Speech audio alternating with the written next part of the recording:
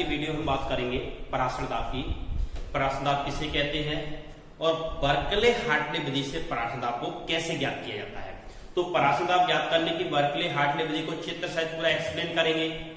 उससे पहले हम यहाँ पर पराशर दाब को समझ लेते हैं, पराशर दाब क्या होता है। तो पराशर दाब से पहले मैंने आपको एक परिभाषा पढ़ाई थी, परासरण किसे कहते हैं, परासरण। तो परासरण में यहाँ पर आप याद करो, जब आपने विलयन को विलायक से अर्धपारगम झिल्ली द्वारा अलग कर दिया था, एक तरफ आपने विलयन लिया था, एक तरफ विलायक लिया था और बीच में अर्धपारगम झिल्ली आपने रख दी थी, तो उसमें विलायक से विलयन की ओर, या ये कह सकते हो कम सांद्रता से अधिक सांद्रता वाले विलयन की ओर विलायक के कण अर्धपारगम झिल्ली से होकर स्वतः गति करते हैं, उस प्रक्रिया को क्या कहते हैं, परासरण कहते हैं। तो परासरण की परिभाषा याद करो क्या थी, कम सांद्रता वाले विलयन से अधिक सांद्रता वाले विलयन की ओर अर्धपारगम झिल्ली से होकर विलायक के कण स्वतः गति करते, इस प्रक्रिया को परासरण कहते हैं।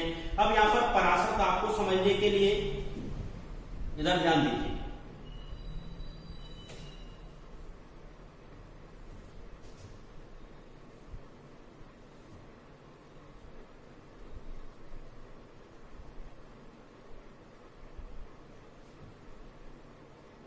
ये कंटेनर है, कंटेनर में आपने अर्धपारगम झिल्ली को लगाया और एक तरफ इसमें आपने विलायक ले लिया है,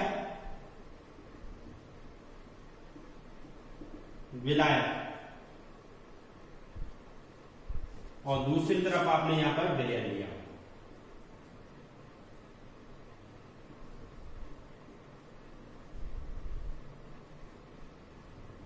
विलयन, सॉल्यूशन एंड सॉल्वेंट। ये कम सांद्रता वाला विलयन होगा और ये अधिक सांद्रता वाला विलयन होगा।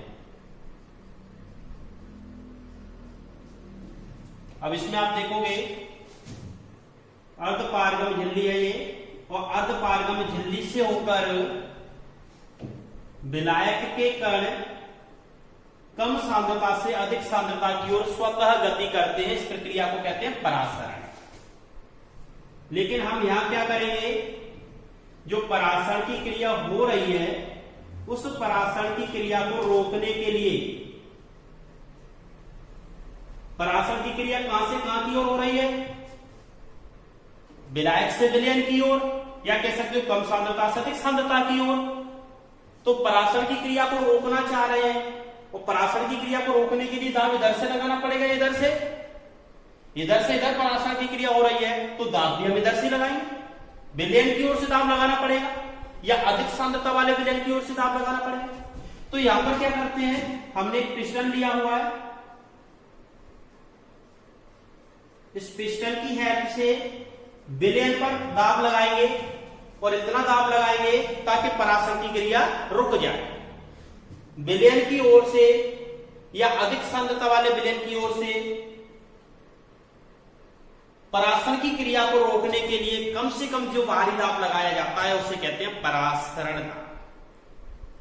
परिभाषा क्या है, परासरण की क्रिया को रोकने के लिए अधिक सांद्रता वाले विलयन की ओर से लगाया गया बाहरी दाब परासरण दाब कहलाता है। तो कम से कम इतना दाब लगाएंगे ताकि परासरण की क्रिया रुक जाए, और परासरण की क्रिया को रोकने के लिए विलयन की ओर से, या कह सकते हो अधिक सांद्रता वाले विलयन की ओर से लगाया गया कम से कम बाहरी दाब परासरण दाब कहलाता है। तो परासरण दाब की परिभाषा आपको याद हो जाएगी, यहां से हम बाहरी दाब लगाएंगे,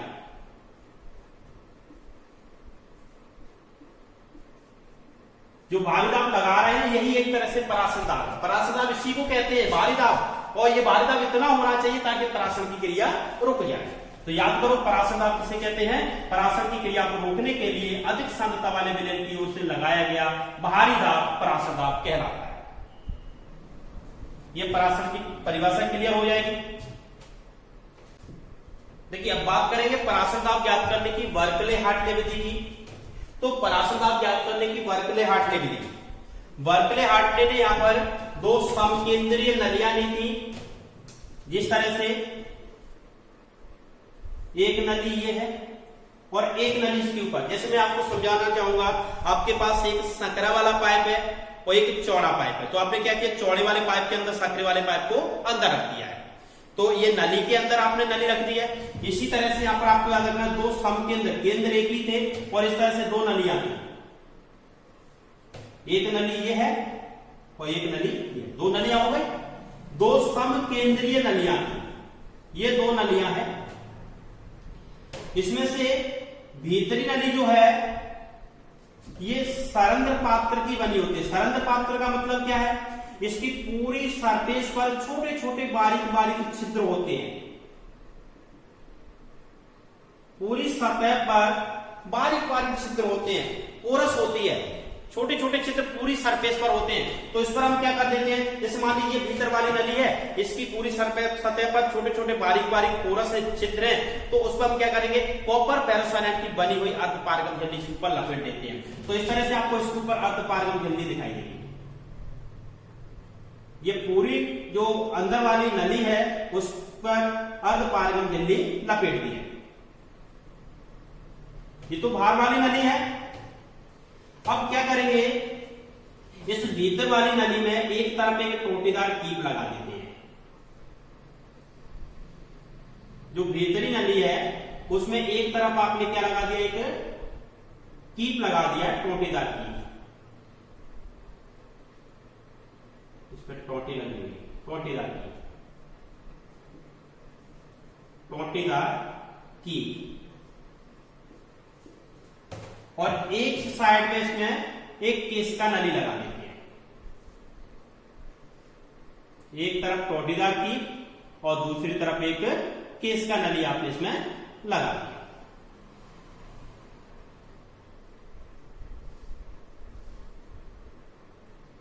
ये केस का नली लगा, एक तरफ एक टोटीदार कीप है, दूसरी तरफ केस का नली लगी हुई है। अब इस नली को घेरे हुए एक बाहरी नली और है, मैंने बताया था चौड़ी नली है।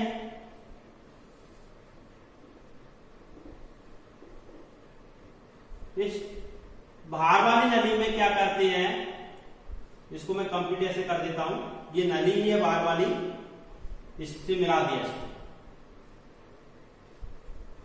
बाहर वाली नली में एक छोटा सा कट करके इसमें एक पिस्टन लगा देते हैं। एक पिस्टन लगा दिया है और एक इसी में लगा देते हैं दाब मापी। दाब मापी, इससे दाब को नोट करेंगे, कितना दाब आप लगा रहे हो, दाब मापी। तो देखिए ये तो पूरा स्ट्रक्चर है इसका। स्ट्रक्चर को आप कैसे रीड करोगे, इस विधि में दो समकेंद्रीय नलियां होती है, एक ये वाली नली और एक ये वाली नली, दो समकेंद्रीय नलियां होती है। भीतरी नली सरंध्र पात्र की बनी होती है, जिस पर कॉपर फेरोसाइनाइड की बनी हुई अर्धपारगम झिल्ली लपेट दी जाती है। भीतरी नली के एक तरफ एक टोटीदार कीप और दूसरी साइड में दूसरी तरफ एक केस का नली लगी होती है, केस का नली लगी होती है। भीतरी नली को घेरे हुए एक बाहरी नली और होती है, इसमें एक पिस्टन और एक दाब मापी लगा होता है। ये तो इसका चित्र बनके कंप्लीट हो गया। अब इसकी वर्किंग मेथड की जब देखेंगे, कार्यविधि को देखेंगे, तो कार्यविधि इसकी कैसे होती है, क्या कार्य होता है इसमें। तो यहां पर आपको याद रखना, सबसे पहले हम क्या करेंगे, इस कीप की सहायता से भीतर वाली नली में आसुत जल भर देते हैं। आसुत जल इसमें भर दिया जाता है। इस नली में आपने कीप की सहायता से आसुत जल भर दिया है।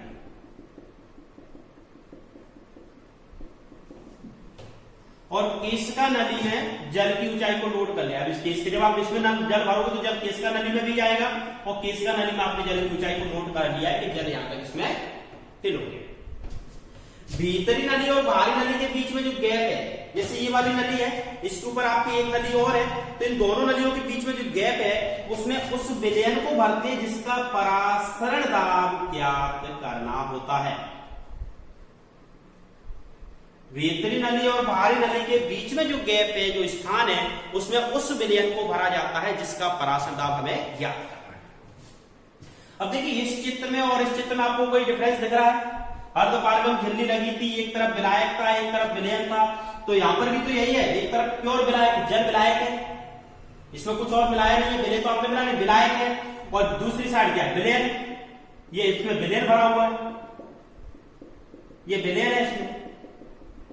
तो यहां पर भी पराशर की क्रिया होने लगती है, और पराशर की क्रिया द्वारा क्या होता है, विलायक के कण विलयन की ओर गति करते हैं, विलायक के कण विलयन की ओर गति करेंगे। जब विलायक के कण विलयन की ओर गति करेंगे तो इसमें जल की मात्रा कम होगी तो केशिका नली में भी जल का स्तर नीचे गिरेगा। केशिका नली में जल का स्तर नीचे गिरने लगता है।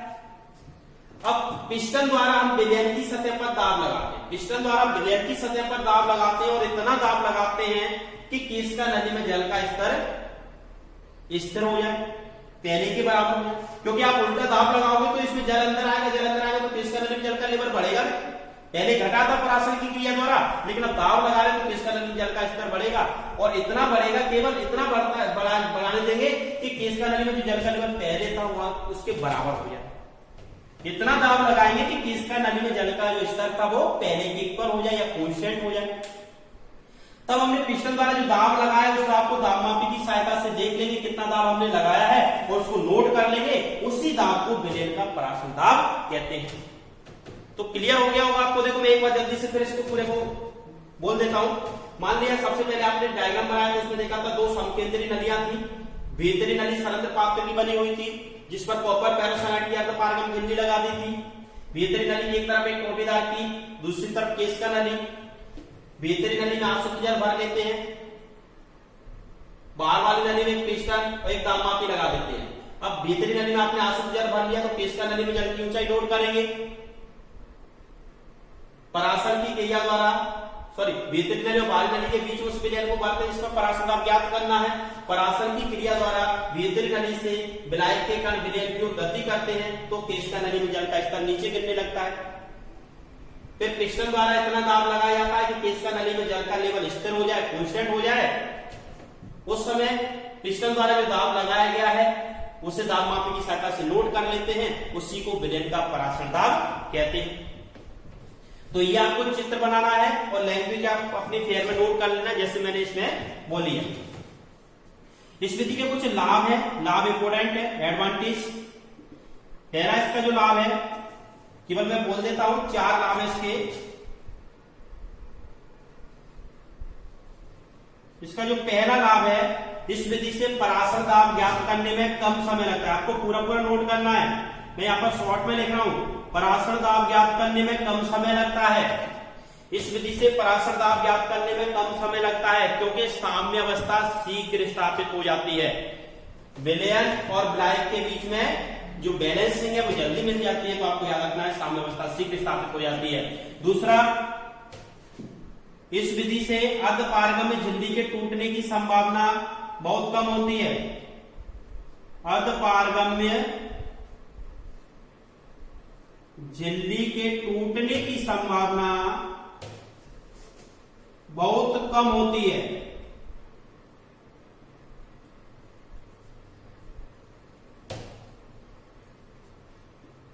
बहुत कम होती है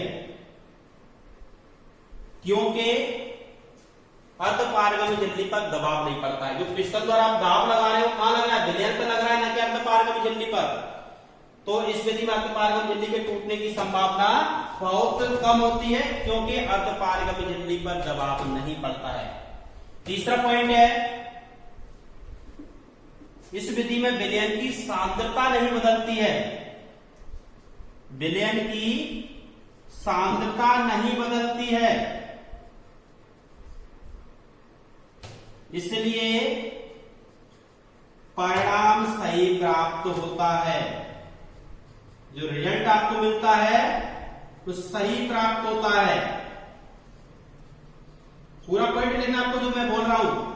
इस विधि में पराशर दाब ज्ञात करने में कम समय लगता है क्योंकि साम्य अवस्था शीघ्र स्थापित हो जाती है। दूसरा पॉइंट, इस विधि में अर्धपारगम्य झिल्ली के टूटने की संभावना बहुत कम होती है क्योंकि उस पर दबाव नहीं पड़ता है। तीसरा, इस विधि में विलयन की सांद्रता नहीं बदलती है, इसलिए परिणाम सही प्राप्त होता है। और चौथा जो पॉइंट है, इस विधि से उच्च परासरण दाब वाले विलयनों का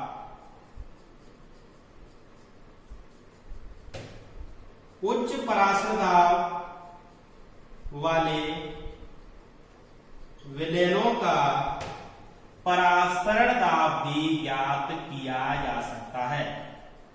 परासरण दाब भी ज्ञात किया जा सकता है। तो ये इस विधि के लाभ हैं।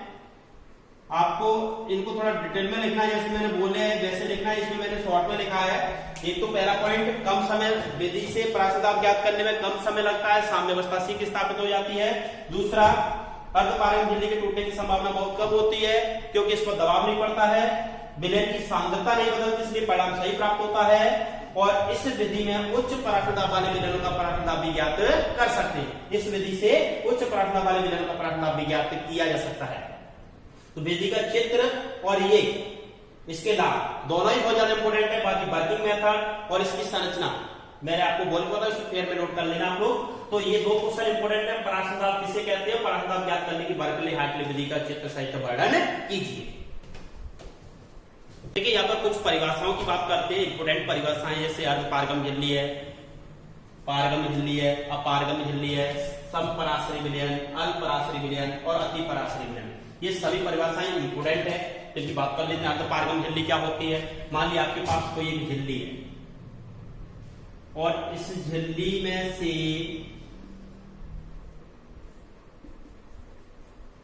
आपने विलयन को निकाल के देखा, विलयन को छान कर देखा, तो इसमें से विलायक के कण तो निकल पा रहे हैं लेकिन विलय के कण नहीं निकल।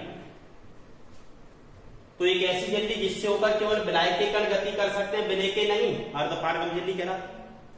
परिभाषा आपको नोट कर लेना, मैं बार बार बोलूंगा। तो अर्धपारगम्य झिल्ली एक ऐसी झिल्ली जिससे होकर केवल विलायक के कण गति करते हैं, विलय के नहीं, अर्धपारगम्य झिल्ली कहलाती है।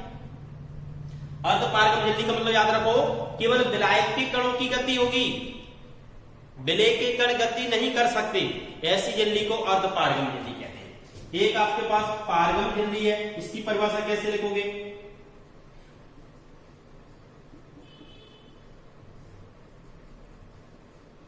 एक ऐसी झिल्ली जिससे होकर विलायक और विलय दोनों के कण गति कर जाते हैं, विलायक के कण भी गति करते हैं और विलय के कण भी गति करते हैं, पारगम्य झिल्ली कहलाती है। एक ऐसी झिल्ली जिससे होकर विलायक तथा विलय दोनों के कण गति कर जाते हैं, पारगम्य झिल्ली कहलाती है।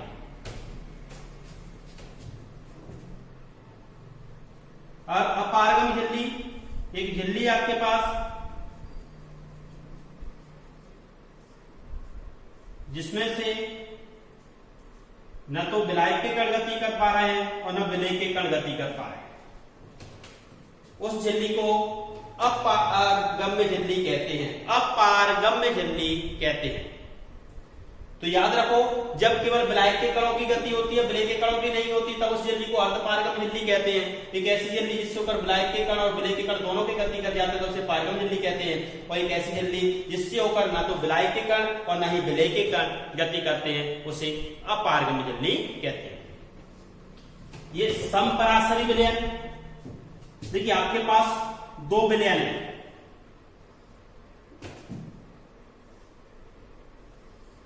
आपके पास दो विलयन है, ये फर्स्ट और ये सेकंड।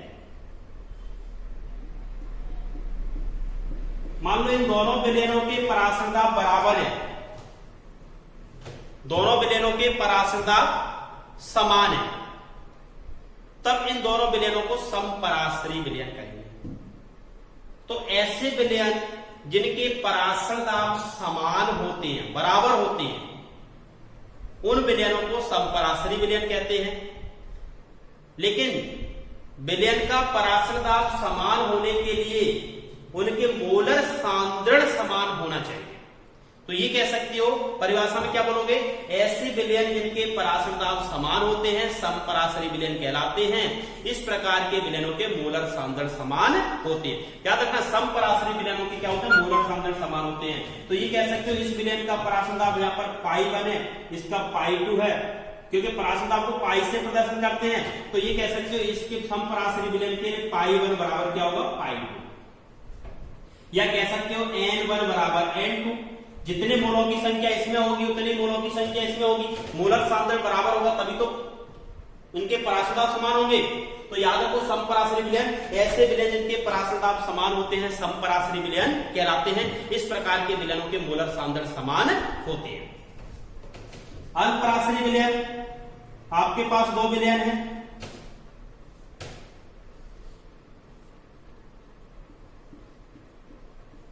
फर्स्ट सेकंड, इसका पराश्रय दाब π1 है, इसका π2 है।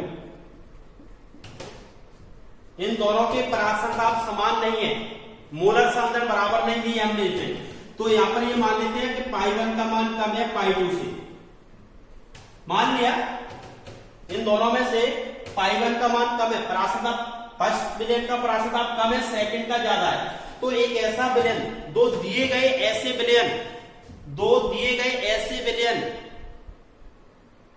जिनके पराश्रय दाब अलग अलग होते हैं, उनमें से जिस विलयन का पराश्रय दाब कम होता है उस विलयन को अल्पपराशरी विलयन कहते हैं। दिए गए दो विलयनों में से जिस विलयन का पराश्रय दाब कम होगा उसे अल्पपराशरी विलयन कहते हैं। तो यहां पर अल्पपराशरी विलयन कौन सा हो जाएगा, π। याद रखो, दिए हुए दो विलयनों में से जिस विलयन का पराश्रय दाब कम होता है उस विलयन को अल्पपराशरी विलयन कहते हैं। बिल्कुल यही परिभाषा इसमें बनेगी। दिए गए दो विलयनों में से जिस विलयन का पराश्रय दाब अधिक होता है उसे अतिपराशरी विलयन कहते हैं। तो यहां पर जैसे मान लिया इसमें दो विलयन है आपके पास, फर्स्ट विलयन ये है और सेकंड विलयन ये है। इसका पराश्रय दाब π1 है, इसका π2 है। तो यहां पर π1 π2, तो इसमें से π2 जो विलयन है π2, ये कैसा विलयन हो जाएगा, अतिपराशरी विलयन हो जाएगा। तो इसकी परिभाषा भी आप ऐसे बोलोगे, दिए हुए विलयनों में से, दिए गए दो विलयनों में से जिस विलयन का पराश्रय दाब अधिक होता है उस विलयन को अतिपराशरी विलयन कहते हैं। तो ये 6 डेफिनेशन है, आपको सभी याद करना, इंपोर्टेंट डेफिनेशन है। अर्धपारगम झिल्ली, पारगम झिल्ली, अपारगम झिल्ली, समपराशरी विलयन, अल्पपराशरी विलयन और अतिपराशरी विलयन। अर्धपारगम झिल्ली के कुछ उदाहरण है, इसको आप याद रख सकते हो। देखिए, प्राकृतिक और कृत्रिम जो अर्धपारगम झिल्ली होती है वो कॉपर पेरोसाइनाइड वाली जो झिल्ली होती है वो कृत्रिम होती है। अगर आपसे पूछा जाए कोई एक कृत्रिम अर्धपारगम झिल्ली का नाम बताओ तो कॉपर पेरोसाइनाइड आप बता दो, कॉपर पेरोसाइनाइड की झिल्ली। जो कॉपर पेरोसाइनाइड होती है वो कृत्रिम अर्धपारगम झिल्ली होती है। और प्राकृतिक अर्धपारगम झिल्ली पार्चमेंट पेपर होता है, जंतु झिल्ली होती है जिसको एनिमल झिल्ली कहते हो। तो इसके तो बहुत सारे एग्जांपल आपको याद रखना है अर्धपारगम झिल्ली के। पहले आप केवल इतनी याद रखो, पार्चमेंट पेपर और जंतु झिल्ली, और प्राकृतिक और कृत्रिम में याद कर लो कॉपर पेरोसाइनाइड की अर्धपारगम झिल्ली। ये इंपोर्टेंट एग्जांपल है।